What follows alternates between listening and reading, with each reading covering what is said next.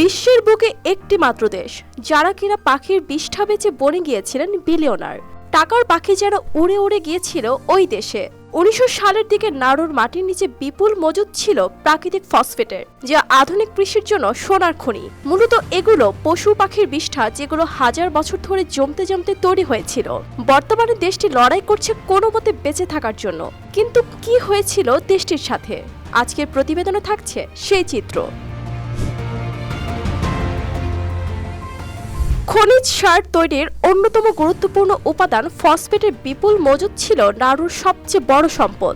Australia, যুক্তরাজ্য ও New Zealand যখন এ সম্পদ আহরণ শুরু করে, তখন নাড়ুর অর্থনীতিতে যেন টাকা বৃষ্টি হচ্ছিল। দেশটি দ্রুত বিশ্বের অন্যতম রাষ্ট্রে পরিণত হয়। 1968 সালে স্বাধীনতার পর নাড়ু নিজেই খনির মালিকানা নেয়, পরিণত হয় এক ধনকুবের দ্বীপে। গডস উইল ফার্স্ট জাতীয় স্লোগানে বিশ্বাসী দেশটি বিলাসী জীবনযাপনে অভ্যস্ত হয়ে ওঠে। চাষাবাদ বাদ দিয়ে পুরোপুরিভাবে আমদানি নির্ভর হয়ে যায়। যে বিশ্বাসগুলোকে আমরা মিউচুয়াল ট্রাস্ট ব্যাংক পিএলসি বিশ্বাস করি প্রবলভাবে, একে অপরের বিশ্বাস হয়ে। Mutual trust bank, you can bank on us. সেই সময় দেশটির মানুষের মাথাপিছু আয় ছিল বিশ্বের শীর্ষ পর্যায়ে। নাগরিকরা করমুক্ত জীবনযাপন করত, বিনামূল্যে স্বাস্থ্যসেবা, শিক্ষা ও সরকারি সুযোগ সুবিধা পেত। ছোট্ট দ্বীপের মাথাপিছু আয় ছিল বিশ্বের অন্যতম সর্বোচ্চ। কিন্তু ভবিষ্যতের জন্য পরিকল্পনা কোথায়? অর্থ সংরক্ষণ বা নতুন কোনো শিল্প গড়ে তোলার বদলে সরকার বিনিয়োগ করল এয়ারলাইন্স ব্যবসা ও বিলাসবহুল প্রকল্পে। জনগণ ধরে নিল এই স্বর্ণযুগ চিরকাল থাকবে। কিন্তু প্রকৃতির নিয়মে সব স্বর্ণযুগেরই শেষ আছে। তাই হয়তো ভুলে গেছেন নাড়ুর জনগণ।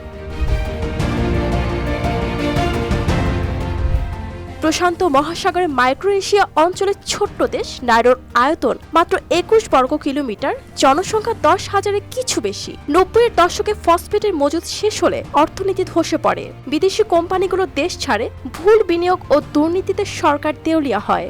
ফসফেট উত্তোলনে 80% জমি বসবাসের অযোগ্য হয়ে পড়ায় পরিবেশ চরম ক্ষতিগ্রস্ত হয়। বিলাসী জীবনযাপন করা নাড়ুর মানুষ আজ দারিদ্র্য ও বেকারত্বে জর্জরিত। একসময় আমদানি করা পানিতে গাড়ি ধোয়া এই জাতি এখন খাবারের অভাবে কষ্ট পাচ্ছে।